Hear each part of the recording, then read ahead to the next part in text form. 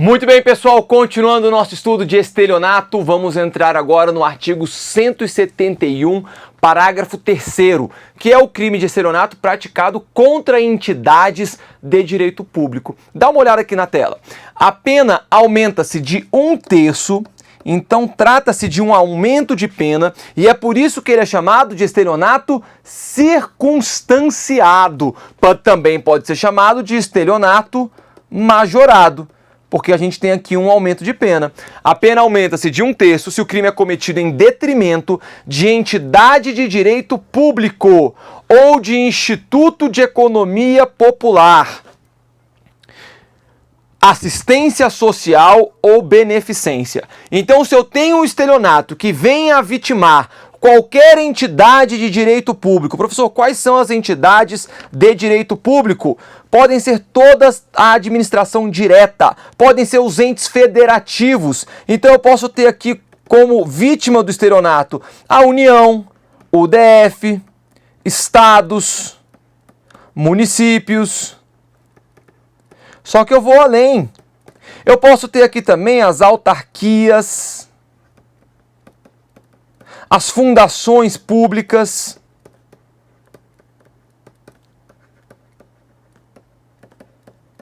beleza? Além disso, se esse estelionato tiver como vítima um instituto de economia popular, também vai ter esse aumento de pena. E quais seriam esses institutos de economia popular? Eu posso citar aqui os bancos populares, a gente pode citar as cooperativas, são institutos de economia popular.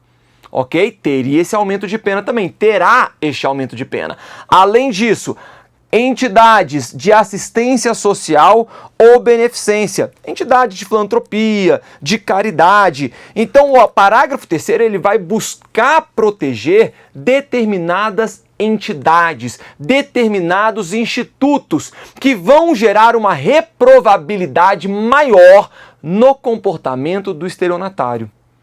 E aí vai ter esse aumento de pena de 1/3. Ponto e acabou. Lembre-se do parágrafo 3º porque ele tem sido muito cobrado em prova. Só que vamos além, vamos além. Olha aqui na tela. Eu quero trazer agora a súmula 24 do STJ, que vai tratar especificamente do estelionato previdenciário. E vocês vão ver, e as provas, às vezes ela vai chamar este parágrafo 3º de estelionato previdenciário. Não está certo e não está errado. Por quê? Por que não está plenamente certo? Porque a figura do parágrafo 3º vai muito além do estelionato previdenciário. Mas também não está errado porque, de fato, o estelionato previdenciário ele está inserido dentro do parágrafo 3º. Então, alguém que venha fraudar o INSS para receber um benefício indevido vai responder com esse aumento de pena do artigo 171, parágrafo 3º. É o que diz a súmula 24 do STJ. Aplica-se ao crime de estelionato em que figure como vítima entidade autárquica da Previdência Social. Qual que é a entidade autárquica da Previdência Social? O famoso INSS. A qualificadora do parágrafo 3º do artigo 171 do Código Penal. Pessoal, façam eu ter paciência. A própria súmula do STJ chamando o parágrafo 3º de qualificadora, meu pai? De maneira alguma. Trata-se de uma majorante, de um estelionato circunstanciado, mas tudo bem, eu já falei com vocês que nós temos que relevar estes erros técnicos da jurisprudência, erros técnicos do examinador. De qualquer maneira, o que nós precisamos entender é que o estelionato previdenciário, ele se insere dentro da figura do estelionato circunstanciado. O estelionato praticado contra o INSS para receber um benefício que não lhe é devido, uma fraude utilizada para você receber um benefício que não lhe é devido, configura o crime de estelionato majorado, aumento de pena de 1/3. Beleza? Vamos em frente. E aqui tem um detalhe importantíssimo que a gente precisa conversar sobre o estelionato previdenciário. Estelionato previdenciário e a natureza do delito reiterado. Vem comigo aqui para a gente entender essa história. Quando nós falamos dessa fraude, desse estelionato praticado contra o INSS, é comum que este estelionato ele não seja simplesmente uma ação. Ou seja, não é comum que o agente receba uma vez o benefício e acabou, ele fica satisfeito. Não. Geralmente, na ampla maioria das vezes, a figura desse estelionato praticado contra o INSS é aquela situação em que o agente usa de uma fraude para receber um benefício contínuo, um benefício reiterado. Todo mês ele recebe ali uma pensão, todo mês ele recebe uma aposentadoria que, na verdade, ele fraudou para obter aquela aposentadoria. E aí iniciou uma gigantesca polêmica na doutrina e na jurisprudência. Afinal, esta conduta de você receber reiteradamente benefícios previdenciários vão configurar um crime permanente? Um crime continuado, lá do artigo 71 do Código Penal? É um crime instantâneo de efeitos permanentes? Afinal, qual que é a natureza dessa continuidade, dessa reiteração, desse benefício reiterado que a pessoa recebe a cada mês quando ela frauda os benefícios previdenciários? Pessoal, hoje essa situação está praticamente pacificada. Eu vou passar para vocês, obviamente, o entendimento que vocês vão seguir na prova de vocês, porque isso daqui tem caído muito. A gente tem que ter atenção. Olha aqui na tela. Se eu estiver falando, são 3 situações e as 3 situações são válidas, são existentes, são atualmente aplicáveis. Se eu estiver falando do terceiro que realiza a fraude para que alguém receba o benefício reiteradamente, este terceiro comete um crime instantâneo de efeitos permanentes. Vem aqui comigo. Quem que é esse terceiro? É muito comum que aquela pessoa que quer fraudar o INSS, que quer receber um benefício reiterado indevidamente, ela não tenha os conhecimentos técnicos de como fraudar o INSS. Ela conta, então, com a ajuda de um terceiro. Esse terceiro, que é um cara profissional, o cara conhece o golpe, sabe como fraudar de maneira adequada o INSS. É o famoso estelionatário, esse cara. Esse terceiro, que é essa pessoa, esse sujeito, que vai fraudar o INSS. Reparem, ele frauda o INSS para que uma terceira pessoa, para que o beneficiário venha receber os benefícios. Ele não será o beneficiário. Ele é simplesmente o cara que tem o conhecimento técnico para dar o golpe. Sabe quais são os documentos que devem ser falsificados. Então ele é o despachante, a gente poderia assim dizer. Tá bom? Vamos lá. Então eu estou falando desse despachante, esse terceiro que realiza a fraude para que outra pessoa receba o benefício reiteradamente. Esta pessoa, este terceiro que simplesmente prepara o caminho, que simplesmente é quem vai usar ali da fraude para fraudar o INSS, ele comete um crime de estelionato. E ele pratica o crime de estelionato previdenciário. Ele vai responder sim pelo artigo 171, parágrafo 3º. Entretanto, ele pratica um crime instantâneo de efeitos permanentes. Por quê? Porque a atuação dele é única, é num momento específico e, posteriormente, aquele beneficiário é quem vai receber todo mês os benefícios. Ele vai receber uma grana, olha, tá aqui, X reais para você fraudar. Depois que ele fraudou, abraço, ele não vai ficar cobrando, ele não vai ficar recebendo o benefício reiteradamente. Ele somente prestou aquele auxílio, ele ajudou. Ele pratica um crime, então, instantâneo de efeitos permanentes, ok? Na tela. Por outro lado, o agente que se beneficia da fraude e recebe reiterada e indevidamente benefícios da Previdência Social, este sujeito pratica um crime permanente. Então, olha só, eu tenho aqui o INSS, eu tenho o beneficiário,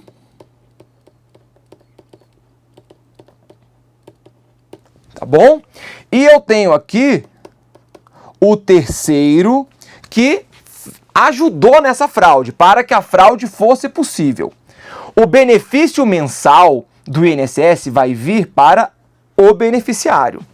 Então é essa situação que nós estamos trazendo para vocês. Este terceiro, ele pratica um crime instantâneo de efeitos permanentes. Por outro lado, o beneficiário que todo mês vai receber o benefício, ele pratica um crime permanente.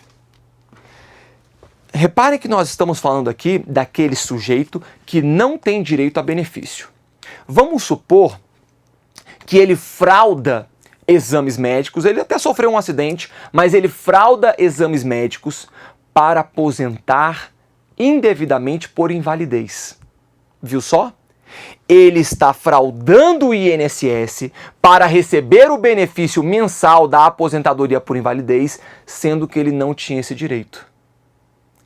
A cada mês ele recebe, vamos supor, 3, 4 mil reais, tá bom? 3 mil reais todo mês. Enquanto ele estiver recebendo isto mês a mês, trata-se de crime único. Trata-se de um crime permanente. E isso daqui é muito importante, acabou beneficiando esse autor. Porque ele não está praticando um novo crime a cada mês, não. É um crime só que ele ficou 10 anos recebendo aquele benefício indevidamente em razão da fraude que ele praticou. Durante os 10 anos, ele estava praticando um crime permanente de estelionato previdenciário. Crime único, somente um crime. Por outro lado, qual que é o ônus disso? Qual que é o lado ruim de quem pratica um crime permanente? O início do prazo prescricional só vai ter início com o fim da permanência. Se ele ficou 10 anos fraudando o INSS, somente contado do momento em que cessou a permanência, no fim ali dos 10 anos, é que vai iniciar a contagem do prazo prescricional contra ele. Já quem pratica um crime instantâneo, ainda que seja de efeitos permanentes, lá atrás, quando ele praticou o crime instantâneo, já começa a contar o prazo prescricional, ok? Tranquilo. Então, muita atenção, este terceiro beneficiário, ele pratica um crime permanente. Vamos supor, ele tem 50 anos de idade. E aí ele usa um documento falso para dizer que, na verdade, ele tem 70 anos de idade e que ele já contribuiu para o INSS durante 40 e tantos anos e que, por isso, ele tem um benefício previdenciário da aposentadoria. Ele está fraudando o INSS, ok? Crime permanente. Até aqui, galera, tranquilo. O que fica diferente é agora, a terceira situação. A gente que, após a morte do verdadeiro beneficiário, utiliza seu cartão para continuar a receber benefício previdenciário. Aqui nós vamos ter um crime continuado. Reparem que a situação do terceiro ponto é distinta desta do segundo ponto.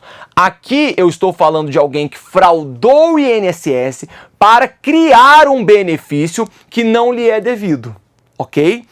A hipótese da terceira situação é diferente. Na terceira situação eu estou falando, eu tenho a minha vovó falece, morre, ela recebia uma pensão, ela recebia um benefício do INSS, 2 mil reais por mês. Ao invés de eu chegar lá no INSS e falar, olha, vovó morreu, não é mais devido esse benefício, eu fico calado. Eu eventualmente uso de uma fraude para dizer que ela continua viva, para que então eu continue a receber aqueles 2 mil reais todos os meses. Reparem, portanto, que eu não estou criando um falso benefício. Neste caso aqui, eu estou fraudando o INSS para receber um benefício em face da morte de uma pessoa que efetivamente tinha esse direito. Neste caso, nesta hipótese, aí eu vou ter um crime continuado. É mais gravoso ao réu. Por quê? Porque a cada mês que ele recebe novamente aquele benefício, aplica-se a regra do artigo 71 do Código Penal, do crime continuado. E aí a pena dele vai ser um crime, vai ser contado como somente um crime de estelionato, aumentada a pena de 1/6 até 2/3. Então o aumento de pena vai ser ainda maior. Beleza? São as hipóteses lá, são as regras do artigo 71 do Código Penal. Então, pessoal, tem que ter atenção nessas 3 situações. Isso daqui tem sido cobrado em prova e a gente não pode perder questões por conta disso. Eu vou trazer algumas questões no próximo bloco, a coisa vai ficar um pouco mais tranquila da gente compreender. Muito bem. Parágrafo 4º.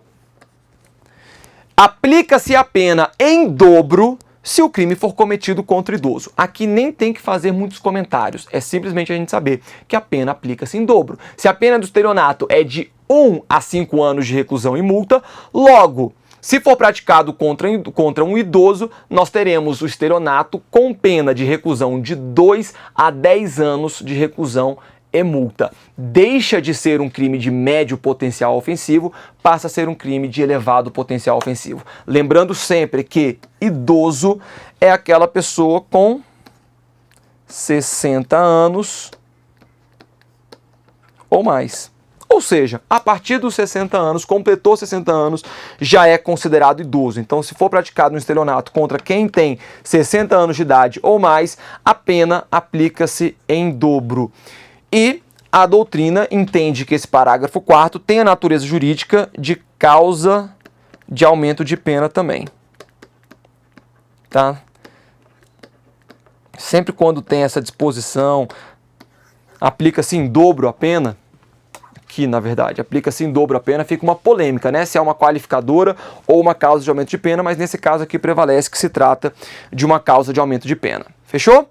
Vamos então para o parágrafo 5º, que é o derradeiro parágrafo do artigo 171 e provavelmente um dos que mais será cobrado nas provas seguintes. Pessoal, pacote anticrime, ok? Temos uma atualização aqui do pacote anticrime, uma atualização importantíssima. O crime de estelionato era, até o dia 23 de janeiro de 2020, quando entrou em vigor o pacote anticrime, a Lei 13.964, o crime de estelionato era um crime de ação penal pública incondicionada. Ok? Era. A partir de 23 de janeiro de 2020, o crime de estelionato passa a ser um crime de ação penal pública condicionada à representação do ofendido.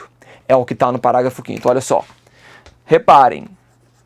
Parágrafo 5º foi um dispositivo incluído pela Lei 13.964 de 2019. Apesar do pacote de crime ser de 2019, entrou em vigor no dia 23 de janeiro de 2020, porque tinha vacácio legis.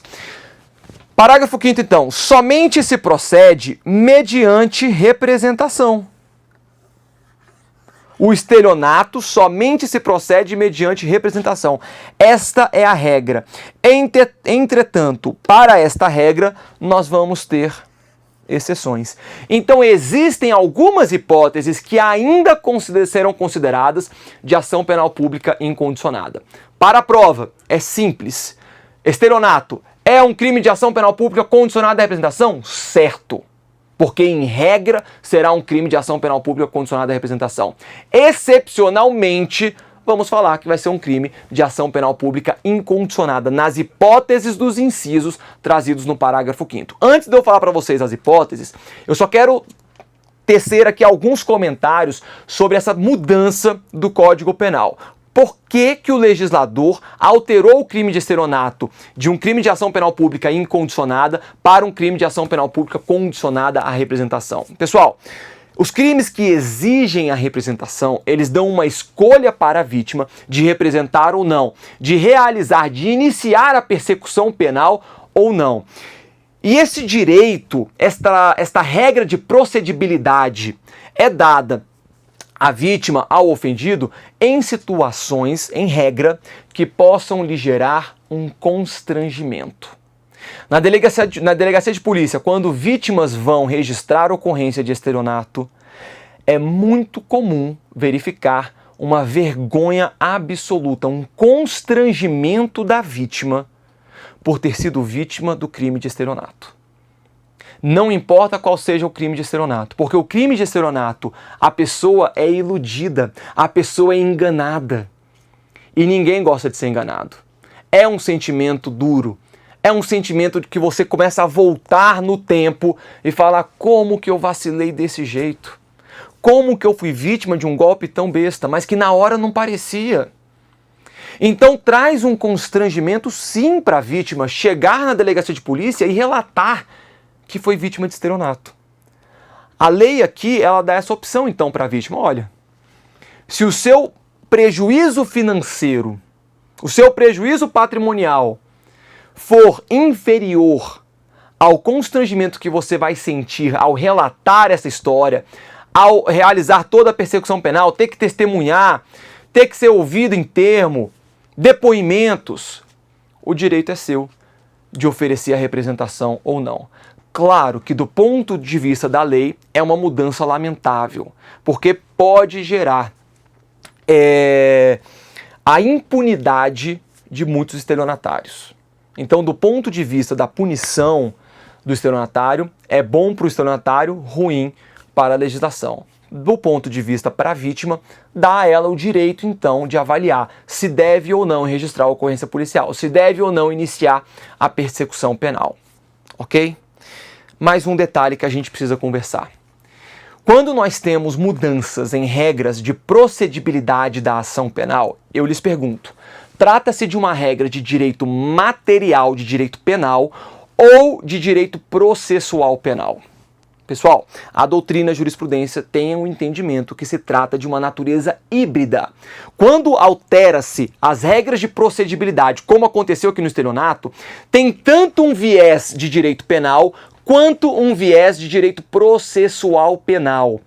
Entretanto, como tem tanto direito penal quanto direito processual penal inseridas nesta norma, nós vamos seguir a regra da aplicação da lei penal no tempo e não a regra de aplicação da lei processual penal no tempo.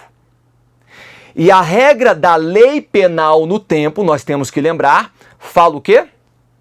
Que se a nova lei, a novatio legis, for benéfica para o autor, ela pode retroagir para alcançar fatos anteriores à sua entrada em vigor. Esta regra, que torna o crime de estelionato um crime de ação penal pública condicionada à representação, não se enganem, é benéfica para o réu. Ok?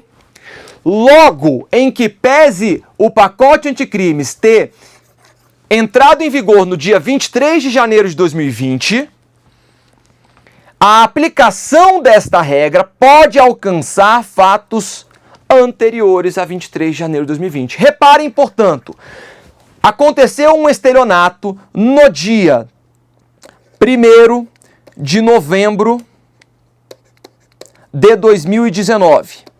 Ok? 1º de novembro de 2019.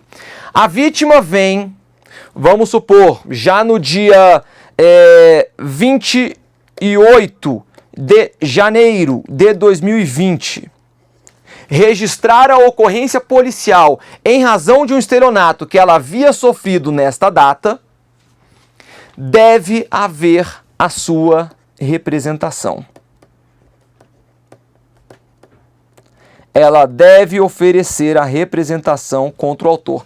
Ah, professor, mas 1º de novembro de 2019, o pacote anticrime sequer tinha sido publicado. Ele entrou em vigor somente no dia 23 de janeiro de 2020. Mesmo assim, os estelionatos, então, que foram praticados antes da entrada em vigor da lei, devem ter agora a representação da vítima? Devem. Ok? Devem. Porque trata-se de uma novatio legis in melius, uma nova lei que veio a beneficiar o réu e, portanto, aplica-se a fatos ocorridos antes da sua entrada em vigor. Beleza, pessoal? Muita atenção. Existem algumas regras de transição e a doutrina tem entendido que nessa situação aqui, se por acaso já houver ação penal em curso, ou seja, se o juiz já tiver recebido a denúncia e tiver dado início à ação penal, neste caso não seria mais necessária a representação, porque a representação ela seria uma necessidade, uma regra de procedibilidade da ação penal. Mas se a ação penal já está instaurada sob o rito quando era considerada ação pública incondicionada, neste caso uma vez que já existe ação penal em curso, não seria necessária a representação da vítima. Mas são umas regras de transição que a doutrina discute e que eu acho bem difícil ser cobrado em concurso público, uma vez que não é algo tão pacífico, mas esse tem sido o entendimento majoritário, ok? Por exemplo, estelionato que foi praticado no dia 1º de novembro de 2019, mas a ação penal começou 30 dias depois, no dia 1º de dezembro de 2019, não vai ter que chegar agora o juiz e falar, olha, vítima, você tem que representar. Não, por quê? Porque a ação penal já está em curso. Beleza? Vamos lá então, rapidamente.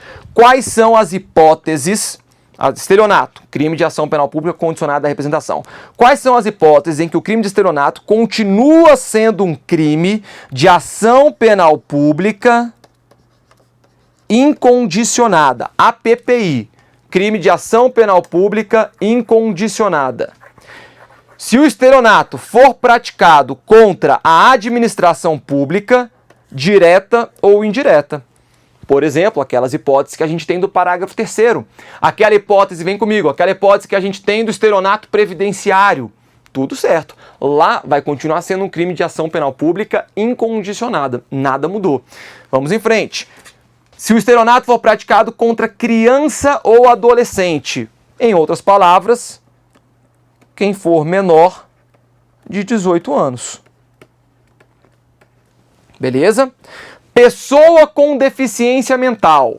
Estelionato praticado contra pessoa com deficiência mental. Crime de ação penal pública incondicionada. E pessoa maior de 70 anos de idade ou incapaz. Muito cuidado com esse inciso 4º. Vem comigo aqui. O que vai acontecer? O que as provas vão falar? Olha, estelionato contra idoso, aquele que tem que aplicar o dobro da pena, estelionato contra idoso é um crime de ação penal pública incondicionada. Errado. Errado. Porque o estelionato contra idoso, lá do parágrafo 4º, será um estelionato contra idoso a partir dos 60 anos de idade da vítima. Entretanto, será um crime de ação penal pública incondicionada somente se a vítima tiver 70 anos ou mais. Ok? 70 anos ou mais.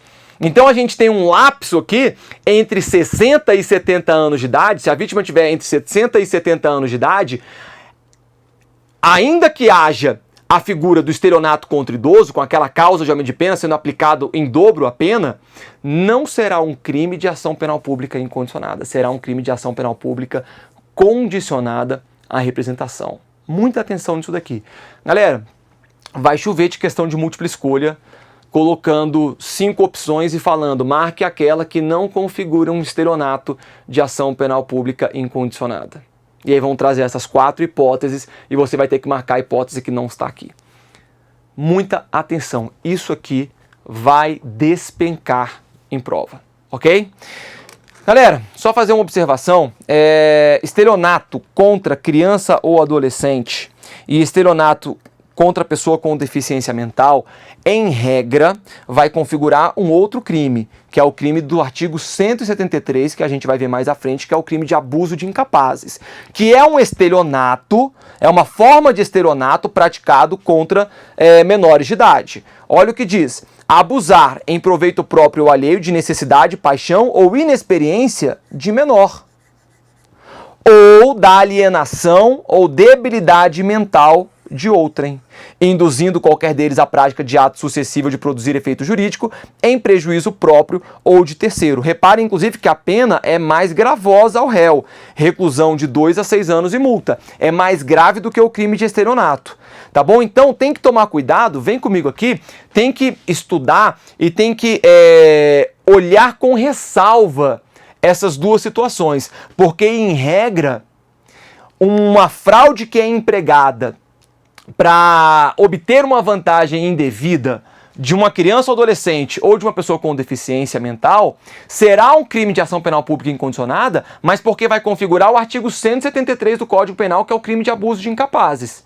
Tá bom? Em regra, vai configurar o artigo 173. De qualquer maneira, também não acho que as provas vão se atentar tanto a este detalhe. O que elas vão querer mais saber é exatamente o rol dos crimes de estelionato que continuam sendo de ação penal pública incondicionada. Sabendo esse rol aqui, eu acredito que você mata qualquer questão que venha a cair a respeito do parágrafo 5º. Fechou?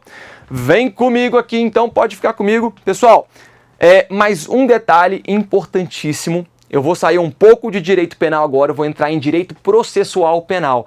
Mas é uma regra de competência que pode muito ser cobrado e tem sido muito cobrado no que tange ao crime de estelionato. Olha aqui na tela. Qual o juízo competente para apurar o crime de estelionato em que houve depósito ou transferência bancária? Hoje tem sido muito comum golpes de estelionato que o estelionatário ele não pega o dinheiro. Ele manda a vítima realizar uma transferência. Liga, olha, você ganhou um prêmio de 20 mil reais, mas para que você desbloqueie o prêmio de 20 mil reais, você precisa fazer uma transferência de R$1.000 para a nossa conta. A vítima vai lá, pessoal, isso acontece demais. A vítima vai lá então e transfere os R$1.000. A agência bancária da vítima, vamos dizer, é em Brasília, ok? Por outro lado, a agência bancária para onde ela envia este dinheiro fica na cidade de São Paulo, capital. E aí? A competência para apurar este delito é da Justiça do Distrito Federal ou da Justiça de São Paulo? Lembra da regra do artigo 70 do Código de Processo Penal? O foro competente é aquele do resultado do crime, onde o crime se consuma. Onde o crime se consumou? Ah, professor, parece simples aí, o crime se consumou lá em São Paulo, foi onde o agente recebeu o dinheiro, né? Hoje tá assim, pessoal, mas isso daqui já teve tanta polêmica, que a terceira sessão do STJ teve que pacificar o entendimento jurisprudencial do Superior Tribunal de Justiça. Olha aqui então, olha aqui. O artigo 70 do CPP fala: a competência será de regra determinada pelo lugar em que se consumar a infração, ou no caso da tentativa, pelo lugar em que for praticado o último ato de execução.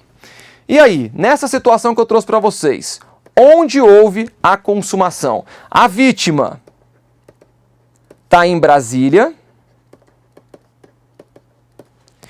e o autor, o estelionatário, está em São Paulo. A vítima faz uma transferência bancária para uma agência que se encontra na cidade de São Paulo. E aí, onde houve a consumação? Quando o dinheiro saiu da conta da vítima ou quando o dinheiro entrou na conta do autor? Pessoal, jurisprudência de dezembro de 2019, quando veio a terceira sessão e pacificou. Por que ela teve que pacificar? Porque as turmas, quinta e sextas turmas do STJ já entenderam que teria que ser Brasília. Outras já entenderam que teria que ser em São Paulo e ficava essa confusão. Veio agora então o STJ e pacificou o entendimento, dizendo o seguinte: a jurisprudência da terceira sessão desta corte tem oscilado, muito bem utilizada essa palavra, tem oscilado na solução dos conflitos que versam acerca de crime de estelionato no qual a vítima é induzida a efetuar depósito ou transferência bancária em prol de conta bancária do beneficiário da fraude. Segundo ponto, deve prevalecer a orientação que estabelece diferenciação. Olha, são diferentes aqui as hipóteses. Uma hipótese é aquele estelionato que se dá mediante cheque adulterado ou falsificado. Quando tiver um cheque adulterado, a gente já viu, a consumação é no banco sacado, onde a vítima mantém conta bancária. Tanto que nós temos a súmula 521 do STF, que nós já vimos. Mas esta situação é diferente da situação do caso no qual o crime ocorre mediante depósito ou transferência bancária, porque aqui a consumação vai ser na agência bancária do depósito ou transferência bancária. Vem no ponto 3. Se o crime de estelionato só se consuma com a efetiva obtenção da vantagem devida pelo agente ativo, é certo que só há falar em consumação nas hipóteses de transferência e depósito quando o valor efetivamente ingressa na conta bancária do beneficiário do crime. No caso, considerando que a vantagem indevida foi auferida mediante o depósito em contas bancárias situadas em São Paulo SP, a competência deverá ser declarada em favor daquele juízo suscitado. Portanto, neste exemplo que eu trouxe para vocês, seria competente o juízo de São Paulo. É onde efetivamente ingressou o dinheiro na conta do estelionatário. É onde o crime efetivamente se consumou. Galera, muita chance de cair nas provas, obviamente, que tenham o tópico de competência em direito processual penal. Grandes chances da gente ter uma questão dessa relacionada ao crime de estelionato. Esse entendimento aqui é importantíssimo e pacificou uma polêmica que perdurava há anos. Fechou? Vamos parar por aqui. Próximo bloco, exercícios de estelionato. Até lá.